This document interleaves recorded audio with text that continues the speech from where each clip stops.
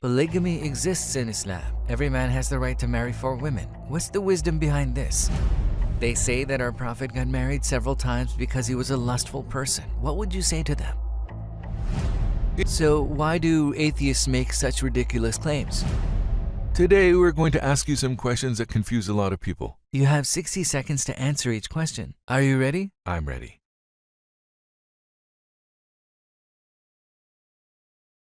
Polygamy exists in Islam. Every man has the right to marry 4 women. What's the wisdom behind this? Before Islam, there was polygamy with more than 4 partners. Islam limited it to 4. Although the number was diminished and reduced to 4, only 1 is recommended. So 4 partners are allowed but not mandatory. But only 1 marriage is recommended. I'm more curious about the wisdom behind this issue. What's the wisdom behind that? Think about it this way. The male and female populations are very close to each other in the world right now. But this was different throughout history, and numbers differed in various regions. So when a woman says she's going to marry a man, there's a basis for this at the moment. But in major wars such as World War II, and there were many wars during the period of our Prophet lived. As you know, in wars, many men die, but many women survive. If we think about it in this context, a woman cannot marry a man. However, if a man takes 2 or 3 women under his protection, that woman could have a husband. What happened in this context? Islam allowed it. But when you look at the Islamic community under normal conditions, maybe 95% of the community prefers monogamy. Also, yes, the male and female populations are close to each other in the world. But this is not the case in all parts of the world. In some regions, men are limited, women are abundant. And in such cases, in such places, or in times of war, people prefer to use this permission to have more than 1 partner. So, what do you think about the practice of polygamy nowadays? Currently, polygamy is practiced more in non-Muslim communities. For example, according to data from the United States, 57% of men in a relationship are cheating. So, polygamy already exists. Do you know what I mean? Islam has limited it, but someone who has illegitimate relationships does not have a limit of 4. I said 57%. This is a serious number.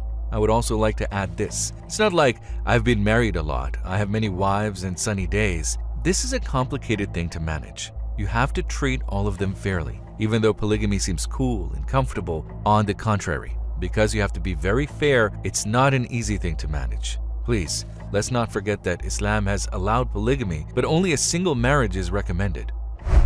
They say that our Prophet got married several times because he was a lustful person. What would you say to them?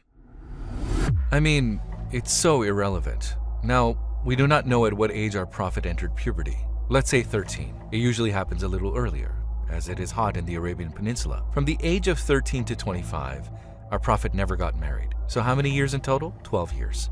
If he was someone who had a problem with lust and sexuality, could he be able to stay single until that age and marry a 40-year-old woman when he was 25 years old with Khadija? You know that Khadija is someone who got married before.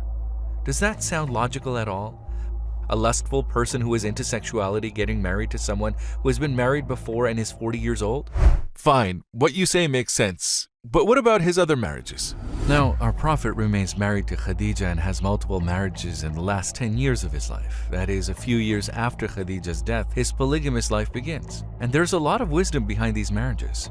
And except for one, all of them are people who have been married before. Some have children. As for their age, a 50-year-old, a 53-year-old, a 55-year-old.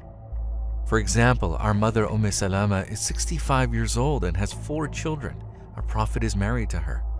So when you look, if he was lustful, what would happen? All of the marriages of our Prophet would be with young women. So why did he get married that much? What was the need for so many wives? It has so many merits. First, it is strategic, it is political. You probably heard it in history books or movies. What happens? A monarch takes the daughter of another community. And then what happens? Peace is settled between them and they do not enter into war with each other. Our Prophet too married women from other tribes and communities to achieve peace. There's also a second wisdom, which is the Tahirat school. In other words, our Prophet had Maktab-e-Sufa, first Islamic school for men with science students among men, and Tahirat is composed of their wives in the Blessed House. Outside the house, it was conveyed by the companions of the Sufa, but who would convey the knowledge inside the house? Especially when there were certain things specifically about women, right? Even Badi'a Zaman Sayyid Nursi says almost half of the religious rules come from the Tahirat. That is to say, the house became a school. So it's nothing like the non-believers imagine. They're not marriages made in a sexual context. I mean, someone can find the marriage of a monarch logical, and he won't ask, why did he marry her? But our Prophet's apolitical strategic marriage irritates him. And why marry Aisha? Aisha is incredibly intelligent. She has an incredible memory. Now, we need to get information about the life of our Prophet. How will we get it? Would an older person inside the house convey this better? Think in terms of memory and intelligence. Think in terms of observation. Or would a young person do it better? Aisha had a duty, and she was one of the 5 narrators who conveyed the most information. This gives us serious information about what she was doing inside. But why do atheists make such ridiculous claims? They have many similar funny claims. Why? To deceive those who do not know, those who cannot find the answers. When people do not have any knowledge about Islamic sciences, they slander and make things up to deceive the ones who don't know the real issue.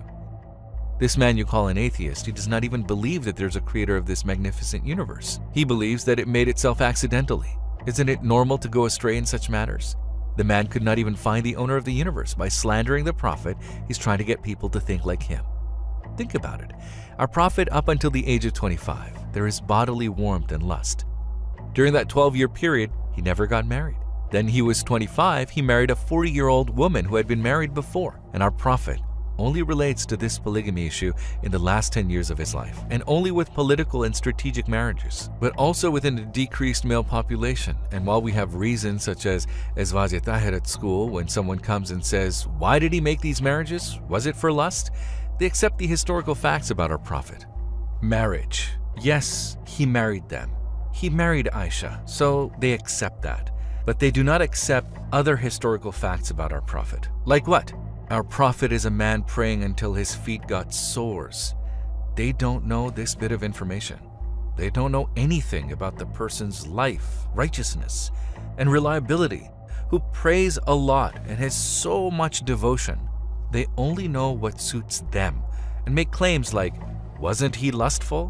When you look at the general piousness and morality of our Prophet, marrying for lust and getting married all the time for lust, does this model of a man match up with the devotion of our Prophet? And you know, I once said something like this to an atheist. I'm running out of time, I know. I'm sorry, but I said something to an atheist after he asked a question. I said, I'm going to ask you something. As much as you browse these atheist websites, have you done any research on websites that have the answers to these questions? Can you honestly tell me? He said I didn't. Do you know what I mean? In other words, he found a belief model he could easily sin with. Atheism. Okay, God doesn't see us. There are no angels, no guilt. Okay, this information is correct. Maybe some people can answer these. No, I won't go into that part. I found what I wanted. I got it, and I don't want to learn anything else. If someone has that mentality, then the truth cannot be reached. But inshallah, we claim that there is an answer to all these questions about Islam. We do not trust ourselves, but we trust the Quran.